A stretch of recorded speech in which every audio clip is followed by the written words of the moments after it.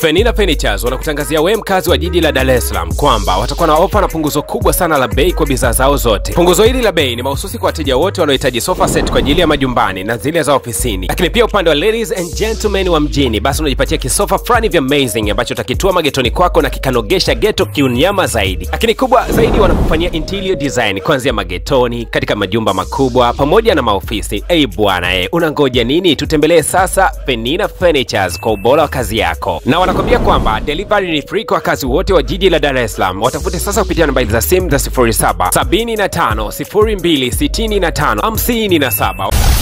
Karibu katika sehemu ya 4 ya likapu yetu. Kama bado hujatazama sehemu ya 3, basi hakikisha unagusa hicho kipop up kinachotokeza juu kabisa upande wa kulia mwa skrini mwako ili tuweze kwenda pamoja. Na kama bado hujagusa alama ya kusubscribe, fanya hivyo ili tuweze kwenda sawa. Bidada Yang So aliweza kumuona mzimu fulani, na huyu mzimu anajitokeza mara tu mtu anapokaribia kufa. Akawa anamfariji mwamba kwa kumwambia kwamba kama bibi yako angeweza kujua kwamba amekuacha na unaishi katika namna hii, basi asingeweza kufurahia kabisa. Bidada ni kama alikuwa anatoka na machozi. Kwa lugha nyepesi alikuwa anamaanisha kwamba bibi yake hakupenda kabisa yeye aweze kuishi katika namna ambayo anaishi, kuwa mkali, kuwa mtu wa majibu ya ovyo, bali ni vyema jamaa angekuwa na majibu ambayo ni sahihi kidogo. Baada ya kumwachia maneno hayo marehemu mtarajiwa, mwisho wa siku akawa anaondoka eneo la tukio. Baada tu ya bidada Yang So kuweza kuondoka eneo la tukio, basi mwamba Jiho naye alikuwa anatimba mitaa hiyo, na kisha akawa anamkabidhi jamaa funguo kwa kumwambia kwamba mwalimu wa michezo amesema anamkaribisha sana katika mchezo wa kulenga upinde na anakaribishwa sana. Hii inaonyesha kwamba licha ya mwalimu kuyasikia yote ambayo mwamba Jiho alikuwa ameyafanya katika shule aliyokuwa ametokea, lakini yeye bado alikuwa yuko tayari kuweza kumpokea katika shule yake na kushiriki katika mchezo huo wa upinde. Mama yake na bidada Yang So akaanza kuzurura kwa watu mbalimbali wanaouza vitu vya thamani, na moja kwa moja siku ya leo alikuwa ameelekea katika duka fani na kutaka kujua ile cheni ya mkononi ambayo aliweza kuiokota kule katika eneo la mizimu ilikuwa inamilikiwa na nani. Lakini huyu muuza duka akasema kwamba kuna dada mmoja anafahamika kama Sokwa, lakini alipojaribu tu kumpigia alishangaa kuona kwamba bidada Sokwa halikuwa patikani kabisa. Na huyu Sokwa ni mganga maarufu sana, alikuwa anasifika katika mji. Kwa bahati mbaya sana hii cheni yake iliweza kuonekanika kule katika maeneo ya mzimu wenye nguvu. Ina maana je, naye kazi ilikuwa imemshinda au la? Hasa bidada Yang So nyakati za jioni akawa amemfuata mama yake na kuanza kumwambia kuwa mama, natamani sana kumtibia jamaa kama ambavyo nilikuwa nimekuambia, naomba unisaidie njia. Lakini mama yake akamwambia kwamba kama nilivyoweza kukuambia kwamba kumsaidia huyu jamaa ni kujiingiza katika hatari, lakini kama wewe unataka yeye aweze kuishi, basi na yeye anatakiwa kupenda kuishi. Kwa lugha nyepesi, unatakiwa kumfanya jamaa awe na sababu ya kufurahia yeye kuishi, kwa sababu jamaa anaonekana na yeye pia ameweza kukata tamaa na yuko tayari kwa lolote lile. Na njia ya mwisho ambayo mama alikuwa amemshawishi binti yake kuweza kuitumia, akamwambia kwamba muda mwingi hakikisha anakupo jirani sana na Jango. Kila anapokuwa jirani naye, alafu yeye hakikisha katika mwili wake amevaa ilizi ambayo itakuwa na makaratasi maalum, na kadri anavyozidi kuwa jirani naye, basi jamaa ana ile itakwenda kumtoka. Na mama akaenda mbali sana kwa kusema kwamba pia joto la miili yao inatakiwa kuwa katika hali ya usawa kidogo. Kwa hiyo jamaa anatakiwa kushikwa mkono muda mwingi sana na bidada, kuhakikisha kwamba wakati mwingi sana joto lao halipishani. Mchakato wa bidada kuanza kumsaidia mwamba ukawa umeanza. Akawa anawaza labda wage anamkumbatia au wage anamshika mkono, lakini jamaa kama tunavyoweza kumjua yuko very harsh na hapendi kabisa ujirani na bidada. Kadri anavyozidi kujipendekeza ndivyo ambavyo mwamba anakuwa busy na mambo yake. Kila sekunde zinavyozidi kwenda mbele, ule mzimu unazidi kuwa jirani zaidi na mwamba. Ila siku ya leo katika basi akajaribu kumshika mwamba, lakini alipokuwa amemshika tu ule mzimu ukaonekana kusogea tu moja nyuma. Kwa hiyo inaashiria kwamba kila ambavyo bidada anamshika huyu jamaa, basi ndivyo ambavyo huu mzimu unakuwa unajitenga mbali. Baada ya Jango na bidada Yang So kuweza kufika katika maeneo ya shule, basi walishangazwa na kuona kwamba kulikuwa kuna mjadala mzito sana ulikuwa unaendelea darasani, wakisema kwamba kumbe kaka watu walikuwa wamesingiziwa kwamba amewasha moto bana. Hakuwa amewasha moto hata kidogo. Na mtu pekee ambaye jambo hili aliamua kuliweka wazi ni ule mwalimu wa michezo, akimshtumu sana ule mwalimu katika shule ambayo mwamba alikuwa ametokea na kumwambia kwamba ni kwa nini uliweza kuruhusu wanafunzi waweze kumshtumu wanafunzi mwenzao eti kwamba ameweza kuwasha moto, alafu leo unasema kwamba eti huyu mwanafunzi anifai. Una maana gani? Sasa huu mzozo wakati unaendelea miongoni mwa walimu, ndio hii taarifa ikawa imewafikia wanafunzi, na hapa wakawa wamegundua kwamba kumbe mwamba Jango hakuwa amesababisha moto katika shule aliyokuwa ametokea. Bidada Yang So alifurahi sana kusikia story hizi. Sasa akajifanya anaenda kumpa mwamba mkono na kumshikilia, kisha kumwambia kwamba hongera bana, naona sasa hivi taarifa zako zimezidi kuwa nzuri. Lakini hii lengo lake lilikuwa ni kumfukuza tu ule mzimu. Kadri anavyozidi kumshikilia ule mzimu ukazidi kurudi nyuma hatua nyingi. Bidada baada ya kugundua kwamba hii mbinu inafanya kazi, basi siku hiyo alimsumbua sana mwamba. Kila wakati mara tena anamfuta vumbi, mara anafukuza wadudu katika mwili wake. Jamaa kana shangaa sana Jango kwamba huyu bidada leo nini bana. Sasa hii tabia ya kumshika mwamba kidogo hata rafiki yake huyo akawa ameiona. Mwisho wa siku akawa amemfungulia kesi na kumwambia kwamba hafu hii tabia ya kuanza kumshika yule jamaa bana, inaonekana mimi na rafiki ambaye ni malaya. Kwa sipendi kabisa hicho kitu kiweze kutokea. Usio unamshika yule jamaa sana. Lakini bidada Song hii akamwambia mwamba, wewe usijali bana, mimi wakiniita malaya, wakiniita sio malaya, mimi sijali, mimi ninachojali ni kwamba natakiwa nimtibie jamaa. Wakati huo akazidi kumfuatilia Mwamba, lakini wakati huo Mwamba kuonekana kabisa kuweza kumpinga, kwani alikuwa anaelekea katika maeneo ya mazishi ili kutoa sadaka katika kaburi la bibi yake. Mwamba kadi alipokuwa akitazama picha ya bibi yake, akawa anakumbuka kumbukumbu za udogoni kwamba licha ya kwamba yeye hakubahatika kuwa na wazazi, lakini huyu bibi alikuwa ndo kama mzazi wake na kila kitu kwake. Kutoka katika hayo maeneo ya makaburi, hakutaka kabisa kurudi nyumbani. Alipitiliza moja kwa moja katika viwanja vya michezo, na siku ya leo alikuwa ameushika upinde. Licha ya kwamba hakushiriki katika mazoezi kwa muda mrefu, lakini uwezo wake bado ulikuwa ni mkubwa sana. Wakati huo wote, wakati Mwamba Jang'u anayafanya haya mazoezi, mwalimu akiwa akimtazama kwa mbali sana na kuvutiwa sana na uwezo wake. Sasa kumbuka kwamba jamaa bado anaendelea na usafi. Ile adhabu walikuwa wamepewa kipindi kile walipoweza kukutwa katika mabafu ya kiume wakiwa wameambatana na mwanamke, kitu ambacho walikuwa wamepewa adhabu ya kufanya usafi karibia wiki nzima. Sasa wakati anaendelea kufanya usafi, mwalimu huyo akajifanya kwa kusema kwamba kwa nini ufanye usafi vizuri na kuhitaji ofisini kwangu. Kumbe alikuwa akimuita ofisini kwake kwa lengo moja tu, aweze kumshauri kuingia katika huu mchezo wa kurusha upinde. Na Mwamba hakujali kabisa jambo lile. Moja kwa moja akaamua kuingia uwanjani rasmi, kisha akaanza kufanya mazoezi. Ila jambo la kuchekesha ni kwamba kila alipokuwa akirusha upinde wake na kulenga katika eneo la katikati kabisa la upinde, ghafla tu ule mzimu ulikuwa ukimfuatilia nao ulikuwa ukirudi nyuma. Na hii ndio sababu mama yake na bidada Yang So alikuwa amesema kwamba kama jamaa akiwa na sababu ya kuishi, basi hata ule mzimu wa kifo nao utaanza kujitenga naye mbali. Kwa hiyo jamaa alipoanza kushiriki mchezo huu, maana yake akawa na sababu ya kuweza kushiriki mchezo, hivyo huu mzimu unaanza kujitenga naye mbali. Kesho yake mapema na alfajiri, bidada alitimba darasani na kuanza kuweka ilizi kama ilivyo kawaida yake katika kiti cha jamaa Jang'u. Lakini siku ya leo Mwamba Jang'u akaamua kuvunja ukimya na kumfuata bidada, kisha akamwambia kwamba hivi ni kwa nini unanijali sana, unanizingatia? Yaani ni mtu ambaye ni kama unanijua mimi kwa kitambo kirefu sana. Imekuwaje hii kitu? Kabla bidada kujibu swali hili, akamwambia Jang'u kwamba naomba uniambie historia yako. Ni namna gani unahisi pindi unapokuwa unachezea ule upinde? Jamaa akasema kwamba anahisi vizuri sana anapokuwa anarusha ule upinde. Basi bidada alikuwa amefurahi sana kusikia hivyo. Kisha akamjibu jamaa kwa kumwambia kuwa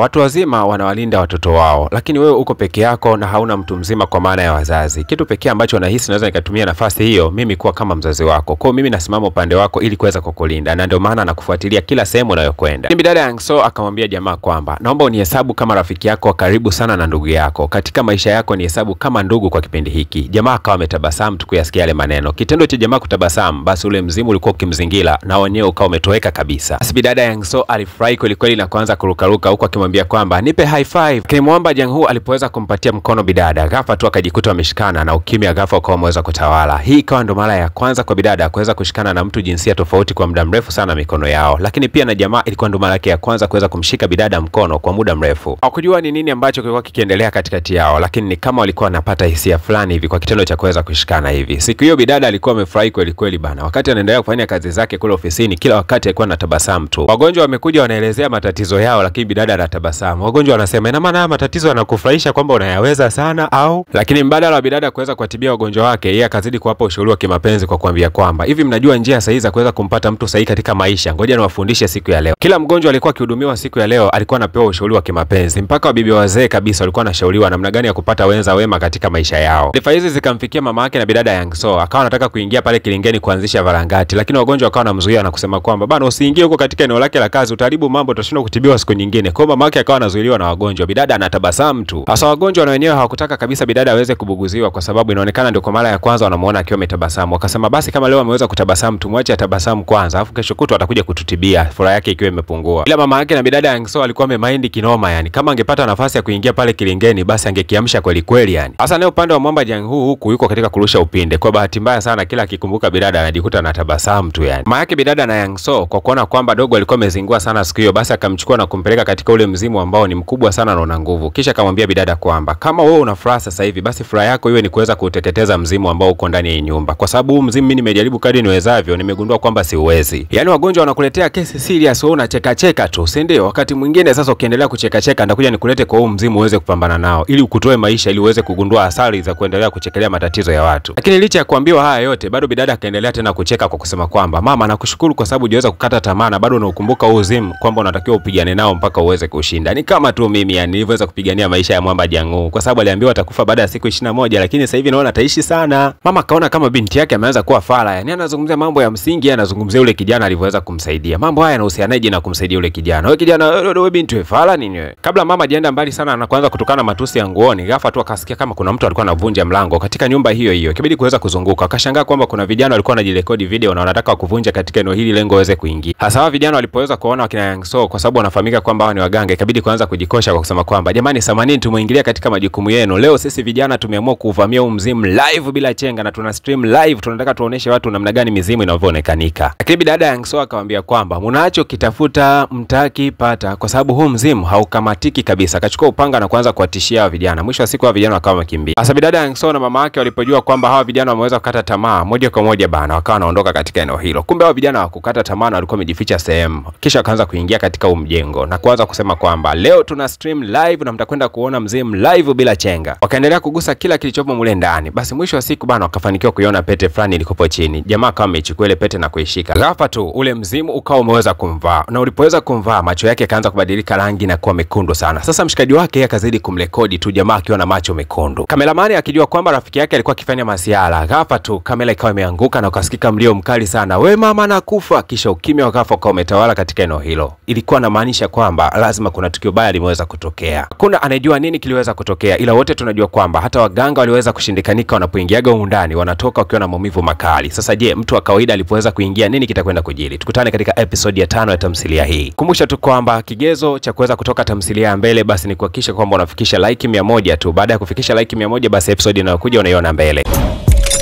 Fenina Furnitures wanakutangazia wewe mkazi wa jiji la Dar es Salaam kwamba watakuwa na ofa na punguzo kubwa sana la bei kwa bidhaa zao zote. Punguzo hili la bei ni mahususi kwa wateja wote wanaohitaji sofa set kwa ajili ya majumbani na zile za ofisini. Lakini pia upande wa ladies and gentlemen wa mjini, basi unajipatia kisofa frani vya amazing ambacho utakitua magetoni kwako na kikanogesha geto kiunyama zaidi. Lakini kubwa zaidi wanakufanyia interior design kuanzia magetoni, katika majumba makubwa pamoja na maofisi.